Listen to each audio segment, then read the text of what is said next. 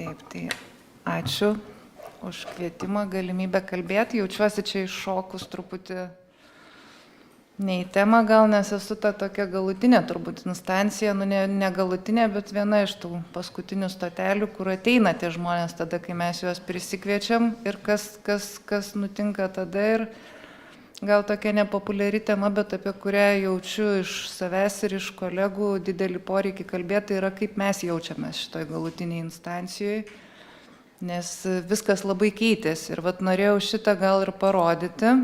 Tai didžiulė evoliucija tiek diagnostikoje, pradedant nuo pirmų mamogramų 13 metais, po to skriningas, tomosintezė, skaitmeninė mamografija, kontrastinė mamografija. Toliau 30 metai spindulinis gydymas, 80 metai tausojančios operacijos, pirmieji chemoterapiniai preparatai 70-metis, 2000 metai genetiniai tyrimai ir visa eilė profilaktinių operacijų. Ir čia dar sudėtingesnė laiko lentelė, kur matom, kaip evoliucionavo. Tai krūties chirurgijoje esminis buvo momentas tausojančių operacijų atsiradimas 80-metyje ir vėliau genetiniai tyrimai. Be abejo, Andželinos Jolie veiksmas čia padarė didžiulį įtaką, negali atmesti šitų populiarių žmonių žingsnių ir visos tos klaidos. Nes iki tol mus žiūrėjo labai keistai, kai mes kalbėdavom apie tai, kad gal sveiką organą pašalinti ir nebus ligos, o po Jolie šitas klausimas tapo visiškai normalus. Ir tada atsirado visos konservatyvios mastektomijos ir visa eilė rekonstrukcijos galimybių.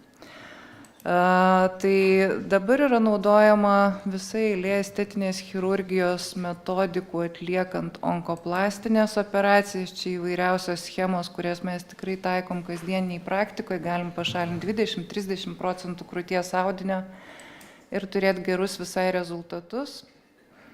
Poodinių mastektomijų svarba buvo ypatingai didelė tada, kai pradėtos rekonstrukcijos implantais ir labai džiaugiamės tuo, kad dabar esant invazyviam krūties vėžiui turim galimybę atlikti krūties rekonstrukciją ir tai dengia ligonių kasos.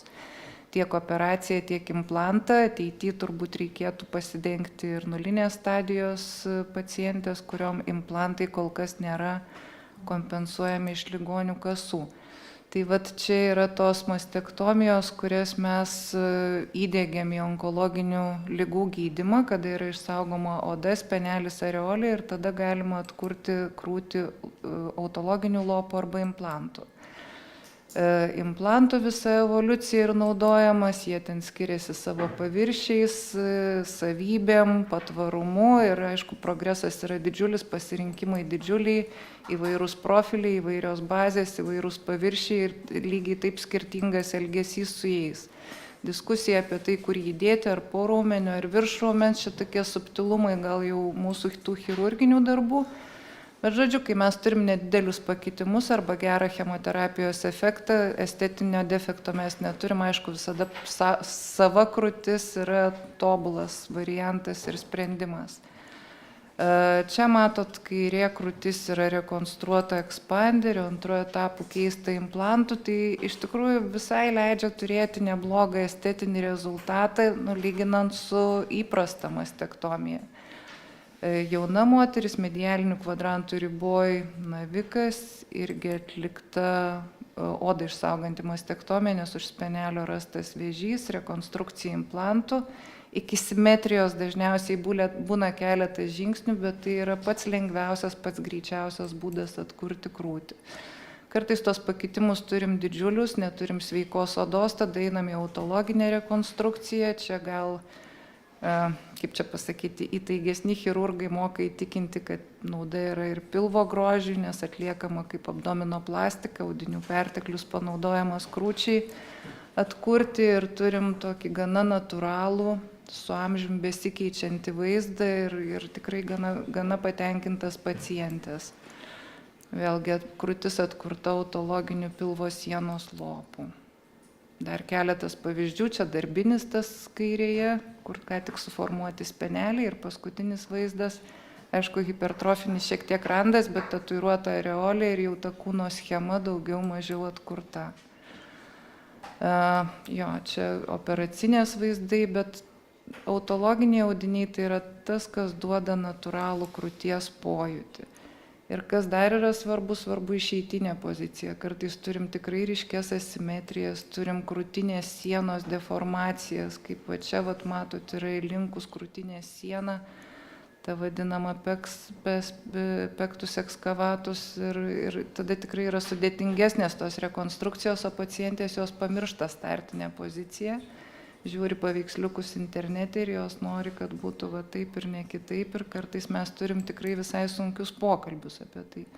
Čia kairiai krūty vėžys, BRCA mutuota pacientė, abipusė mastektomija, rekonstrukcija implantais. Irgi matosi šioks toks implanto pasibangavimas, bet šiaip estetika tikrai yra visai patenkinama. Daug sudėtingiau yra, kai jau eilę kartų moteris yra rekonstruotos ir kreipiasi su liga ir su jau esamu defektu.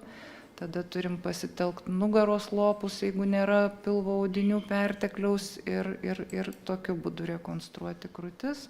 Dar vienas pavyzdys, kairės krūties vėžys, BRCA mutacija ir rekonstrukcija implantais. Taip atrodo rekonstruota implantų krūtis, mamograma po poodinės mastektomijos. Tai yra krūties audinio liaukinio turi būti nelikę. Ir dabar apie pacienčių lūkesčius. Tai tas pirmas susidūrimas, jis būna tikrai labai sunkus. Pirma reakcija, gal tai klaida, gal sumaišyti preparatai ir panašiai. Pyktis be abejo, tas pyktis į ką jis nukreiptas, į tuos, ką sutinki, ar ne? Tu ten sėdi kaip ta juoda varna ir sakai vis blogas naujienas. Tai pirma ta diagnozė, po to tyrimai, per tuos tyrimus ten irgi retai kada tų naujienų gerų. Po to gydymas, gydymo šalutiniai poveikiai, sprendimai dėl chemoterapijos, plaukai, mastektomija, krūtis, vaisingumas ir visus tos klausimus mes turim išspręsti. Ką noriu pasakyti, kad pirminė konsultacija būna ne viena, ta prasme, jinai kaip ir viena, bet tas pirmas žmogus gali priimti tam tikrą kiekį informacijos, po to jisai blokuojasi, pusės jisai neatsimena. Ir neretai tų konsultacijų iki gydymo pradžios mes turim 3, 4, 5. Būna, kad kalbame su paciente valandą. Tai noriu pasakyti, kad aišku, reikia skaičiuoti mūsų darbo našumo, intensyvumo atvejus ir visą kitą, bet ta pirminė onkologija yra tikrai labai specifinė ir aš vis tik tai tvirtai manau, kad labai svarbu yra kokybė, o ne kiekybė šitoje vietoje. Aišku, ta kiekybė irgi turi būti. Bet kiekybė yra svarbi ir jų yra didžiulis poreikis komunikuoti. Jos nori gauti atsakymus tuoj pat, ištisai, ir jeigu tu įsileidi į šitą, tai gali būti nepertraukiamas srautas, kuris iš tikrųjų vargina ir po to generalizuojasi visų gyvenimo klausimų sprendimą. Bet čia mums padeda atvejų vadybininkai, labai daug ką išsprendė tie žalieji koridoriai ir psichologų darbas čia yra didžiulis. Ir ką noriu pasakyti, kad psichologai čia reikalingi ne tik pacientams, bet ir personalui.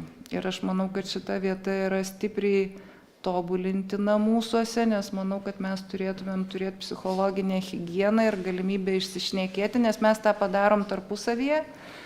Bet gal tai ne visada geriausias sprendimas, nes kartais tikrai reikėtų tos profesionalios pagalbos. Ir sudėjom iš tikrųjų visą eilę edukacinių paskaitų. Pola čia su mumis draugauja šitais klausimais, kaip pasiruošti konsultacijai, kaip pasiruošti chirurgo konsultacijai, kokius klausimus užduoti. Edukuojame elementariausiai, kad nusiprausti reikia, telefoną išjungti prieš įeinant į konsultaciją, vaizdus atsinešti, kartais stringa sveikata, neblogiausias variantas atsispausdinti, kitas dalykas tarp stomatologų įrašus surasti tuos, kuriuos reikia įrašus. Tai aš anksčiau pakonsultuodavau žmogų per 20 minučių, aš dabar kartais nespėju per 45. Sistema tikrai nėra labai draugiška darbui. Ir kokie yra pacienčių nusivylimai, jos nusivilia gana dažnai, sutikusios, pasirinkusios tam tikrą gydymo metodą, kaip nekeista dėl chirurginių sprendimų, jos nusivylimų turi daugiausiai ir labiau apgailestauja dėl to, ko nepadarė, negu dėl to, ką padarė. Tai yra, tarkim, čia aš taip įsivaizduoju, kad galbūt eitų kalba apie rekonstrukcijas ir jų pasirinkimą, bet aišku, yra visada ir prieinamumo klausimas. Ko gydytojas tikisi iš paciento, tai pasirengimo konsultacijai, konstruktyvių atsakymų į klausimus ir nenuklydimo nuo temos, žinot anamnezę, žinot savo vaistus, nes tada visą tą galima padaryti greičiau, kartais labai sunku sugrįžti į tą konstruktyvų kažkokį pokalbį. Ir dar toks yra naujas toks dalykas, tai tie socialiniai tinklai. Tai būna taip, kad dar duris kabineto neužsidarė, o komentarai jau yra socialiniuose tinkluose. Ir tas iš tikrųjų kelia įtampą labai nemažą. Ir kokie yra lūkesčiai darbovietei. Darbovietei tai mes ypač didelėse ligoninėse stringam su viešaisiais pirkimais ir ne visada gaunam priemonės tada, kada jos reikalingos. Kitas dalykas, esant mažiems atlyginimams, surenkamas ne pats profesionaliausias personalas ir mes stringam, turim butelio kakliukus operaciniai ir nuolat besikeičianti, nuolat apmokomą personalą, kuris negali padaryti didelio tempo. Ir aišku, visur turėtų būti tas personalas ir mokymasis profesionalus ir tobulas, bet kada tretinio lygio įstaigose turim šitą problemą, manau, kad tai yra drama ir tada kažką tai kalbėti apie tai, kad labai padidinta apsukas nelabai išeina. Ir onkologų ta grupė yra specifinė tuo, kad dažniausiai perdegimas būna, daugiausiai suicidų onkologų tarpe, daugiausiai jaunų specialistų, daugiausiai moterų. Ir ties tuo irgi gal reikia dirbti, turime visą laiką tą multitaskinimą, kur skambina pacientai, yra susirinkimai, yra operacinė ir žodžiu toksai, tu grįžti namo, kaip galva būna kaip avilys. Ir ką, čia jo norai, pageidavimai ir visa kita, bet apibendrinimas turbūt būtų toks, kad viskas labai keičiasi, mes turim labai greitai prisitaikyti prie naujų sąlygų. Ir tie pacientų lūkesčiai yra kartais, aš kartais iš ties keistai jaučiuosi, nesuprasi kaip, ar tu čia kažkaip toks labai vertinamas, atrodo, ateina tie pacientai, jie renkasi, sakė, aš imsiu chemoterapiją, o aš imsiu spindulinį gydymą, taip atrodo, kad čia lentynoje sudėta ir bet aš imu tą ir tą. Aišku, žmonės gali rinktis, jie gali sutikti ir nesutikti, bet kažkur tai truputį iškreiptas, man atrodo, yra šitas dalykas, tas santykis paciento ir gydytojo ir tas visas, žinot, yra ta likusi tarybinė sistema, kada įeisiu į kabinetą ir gal čia, arba kad onkologas tai iš visis turi būti visada prieinamas ir nesvarbu, be registracijos, kaip turbūt ir šeimos gydytojas. Ir dabar ateina jaunimas, jie dirba kitaip, jie turi ir normuotas darbo valandas ir jie nedirba viršvalandžių ir nori gauti atlyginimus. Ir, pavyzdžiui, man fenomenas, kad žmonės, kurie sodina lopus, daro aukščiausio lygio operacijas, uždirba mažiau negu tie, kurie sodina plaukus. Su visa pagarba plaukų sodinimui, bet tai yra skirtingo lygio vis tik tai tie įgūdžiai ir aš manau, kad tas turėtų būti diferencijuojama. Tai tiek turbūt norėjau pasidalinti. Tai čia ne visai tema, bet čia kas būna, kai mes jas prisikviečiam paskui galų gale. Ačiū. Labai